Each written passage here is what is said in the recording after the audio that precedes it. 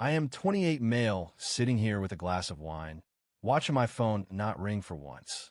It's been eerily peaceful these past 3 months. Let me explain. My younger sister Mallory, 25, has always been difficult.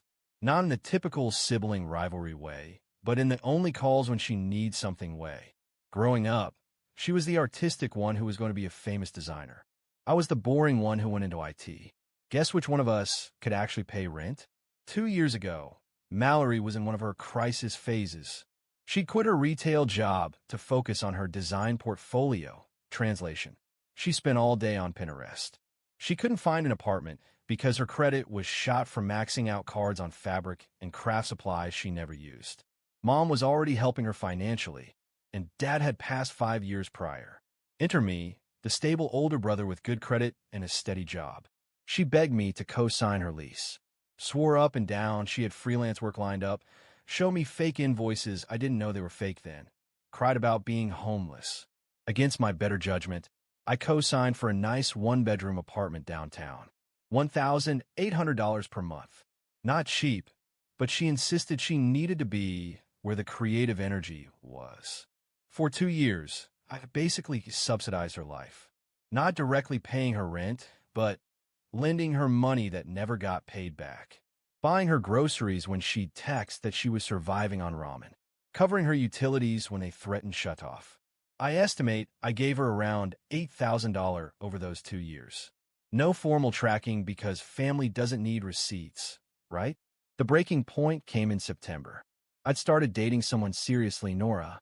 First time I'd really clicked with someone since my ex Mallory found out through Mom and lost it. Not because she was happy for me, but because I'd been too busy to respond to her texts asking for $300 for art supplies, probably another shopping spree. I tried to have an adult conversation with her. Went to her apartment with coffee and donuts, hoping we could talk about boundaries. I started explaining that I couldn't keep being her emergency fund, that I had my own life and future to think about. She went nuclear. You're choosing some random woman over your sister? Over family? After everything I've sacrificed. What sacrifices? I asked her to name one time she'd help me with anything. One time. Silence. Then the screaming started. You're just jealous because I'm following my dreams while you waste away in some corporate job. You've always resented me for being creative while you're just another boring tech bro. You know what? You no longer exist for me. Done. She grabbed my phone from the table and blocked her own number, then demanded I leave. I watch her do the same on Instagram, Facebook, even LinkedIn. Why do we even connect there? The last thing she screamed as she slammed the door was that she never wanted to see my sellout face again. I sat in my car for a minute, processing. Then I realized this was perfect. The trash had taken itself out. See, what Mallory didn't remember in her dramatic exit was that her lease was up for renewal in December. And as co-signer, they'd need my signature. Again, I drove home, made myself a nice dinner, and blocked her on everything too. Why not? She started it. Then I did something else. I set up a new email filter, sending anything from her apartment complex straight to a folder I never check. Changed my phone number. I've been meaning to anyway after some spam calls. Only gave a new number to people who actually matter. September passed. October was blissful. No crisis texts. Number 11 p.m. calls about needing gas money. No guilt trips. I took Nora on a weekend trip with the money I wasn't giving Mallory. It was nice. November came. Still silence. Mom mentioned Mallory had been going through something, but was respecting my need for space. I didn't correct her assumption that this was my choice. Then December 1st happened. I was having lunch when Mom called in tears. Mallory was being evicted? She was hysterical? Something about lease renewal? Turns out, the property management company had been trying to reach both of us since November 15th about lease renewal. Standard procedure. They need both signatures by December 1st or they can't renew. Mallory had been getting notices but assumed they'd reach me too. When she finally called them November 30th to ask why I hadn't signed yet, they informed her they'd been unable to reach me at any of the contact points on file. That's when she realized her mistake. She blocked me everywhere. My old phone number was dead. Emails bouncing back. No social media access. She'd literally cut off every way they could contact me through her. And now it was December 1st, past the deadline. The apartment had already been promised to someone else starting January 1st.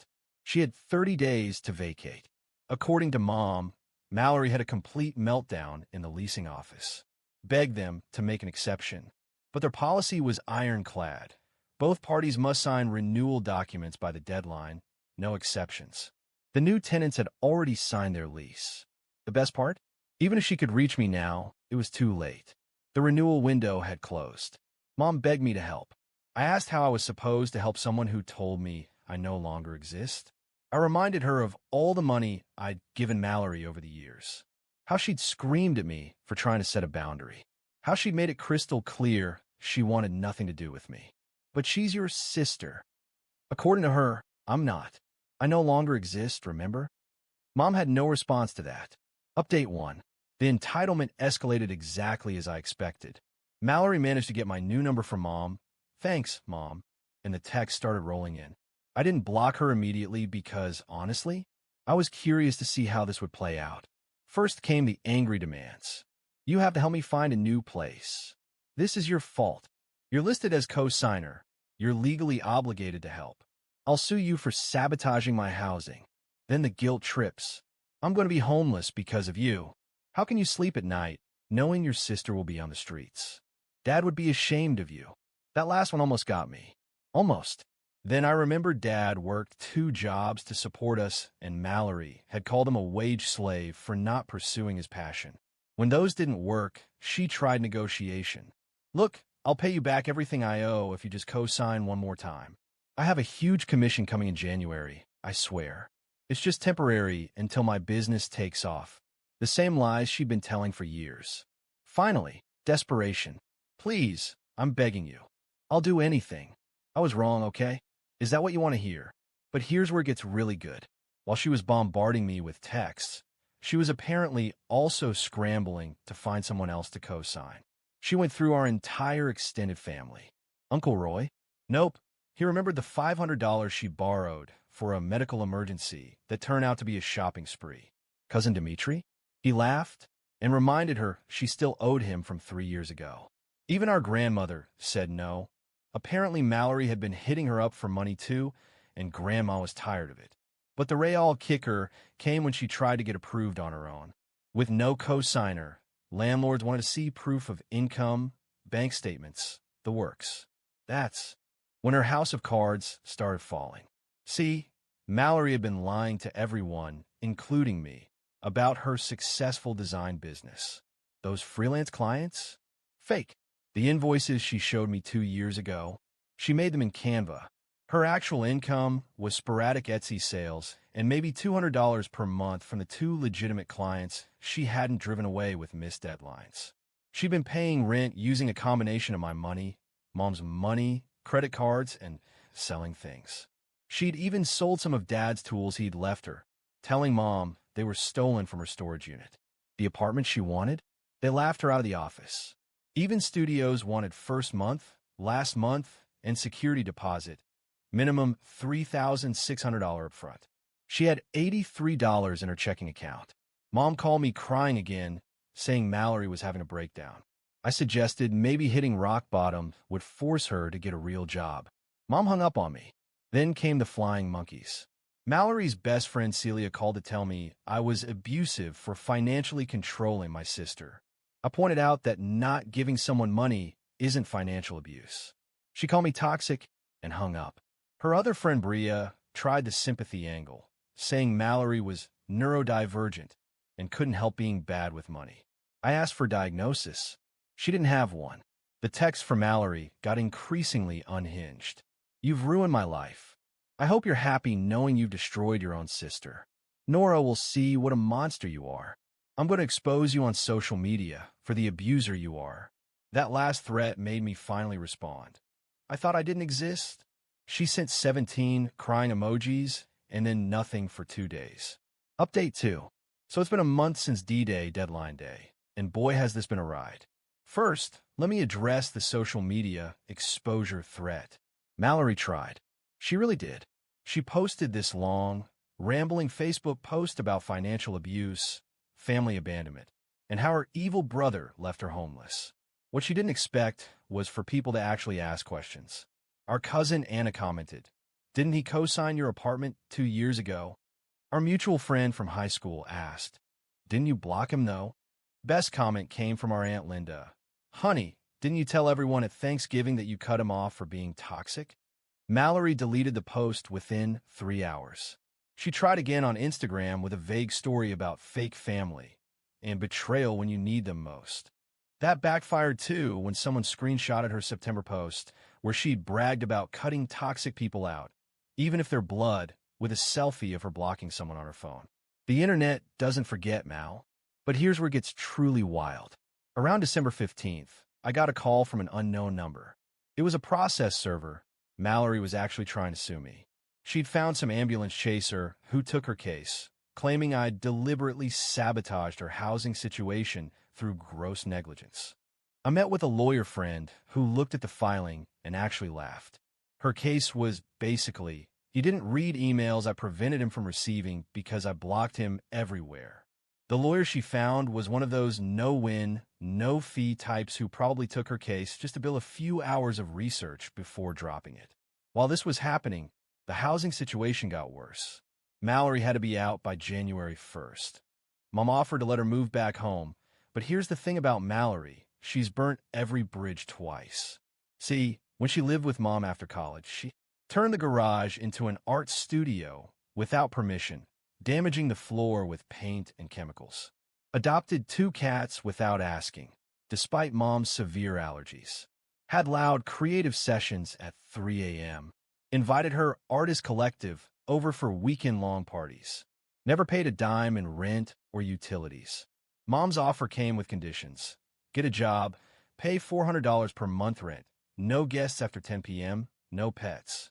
Mallory called these draconian rules that stifle creativity and refused. She spent the next 2 weeks couch surfing. First with Celia, lasted 3 days before Celia's roommate threatened to call the cops if she didn't leave. Then with Bria, lasted 1 day. Turns out Bria's boyfriend wasn't cool with a house guest who called him a corporate drone within 5 minutes of meeting. She even reached out to her ex, who responded with a laughing emoji and blocked her. December 27th, I got a call from Mom. Mallory had shown up at her door at 11 p.m. with everything she owned in her beat-up Honda Civic, sobbing. She'd been sleeping in her car for 3 days. Mom caved and let her in, but held firm on the conditions. Here's the part that really shows her entitlement, though. Even homeless, even desperate, she still wouldn't admit she'd done anything wrong. According to Mom, she spent the whole first night ranting about how I should have known the lease renewal was coming up. I should have tried harder to contact her. The apartment complex should have made an exception. Her friends were fake for not supporting her. Society was against artists. This was all a conspiracy to force her into corporate slavery. Not once did she acknowledge that maybe, just maybe, blocking the person co-signing your apartment wasn't the smartest move. The lawsuit got dropped January 2nd. Her lawyer filed a notice of withdrawal citing irreconcilable differences regarding case merit. Translation: even an ambulance chaser knew this was unwinnable. Final update. It's been 3 months since I became a person who no longer exists, and I thought I'd give you all closure on this saga. Mallory is still living with Mom. The conditions have been interesting. She did get a job at Starbucks. The same Starbucks where she used to spend $8 on drinks while texting me that she couldn't afford groceries. The irony is delicious.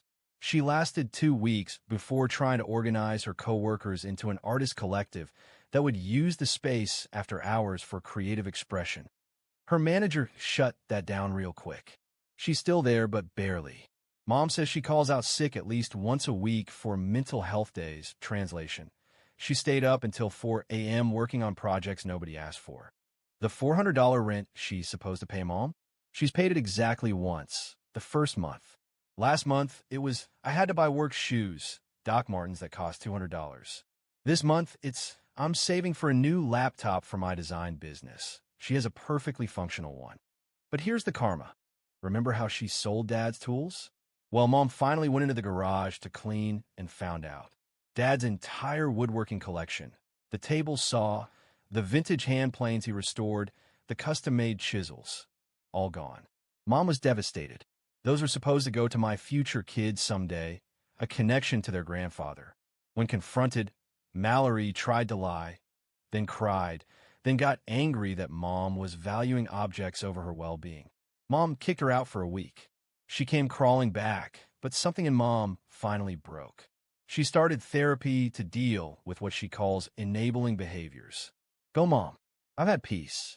Actual, legitimate peace. Nora and I are doing great. We're planning a vacation to Japan. With the money, I'm not hemorrhaging to Mallory anymore. I sleep better. I don't jump when my phone rings. I don't check my bank balance with anxiety anymore. Mallory tried one more time to contact me last week. She got a new number and texted, "I know you hate me, but I really need to talk to you. It's important." I didn't respond. According to Mom, the important thing was that she wanted me to co-sign a car loan. Her Civic finally died, and somehow she thought I'd help her get a new car. The delusion is strong with this one. The friend who served as my lawyer, just for the consultation, the case never went anywhere, told me something that stuck. She didn't just burn the bridge. She nuked it, then complained about the radiation. For those asking if I feel guilty, no, not even a little. I spent years financing her dreams while she treated me like an ATM with abandonment issues. The moment I tried to establish one boundary, just one, she went scorched earth. She made her choice in September. I just honored it. Someone commented on my first post that the best revenge is living well. They were right. I'm living very well. My credit score is still excellent. My relationship is thriving. My mental health has never been better. And somewhere across town, the person who declared I no longer exist is learning what it's like when that becomes true. The only signature she's getting from me these days is return to sender on any mail she somehow manages to send. Life is good when you don't exist. 10 out of 10 would recommend.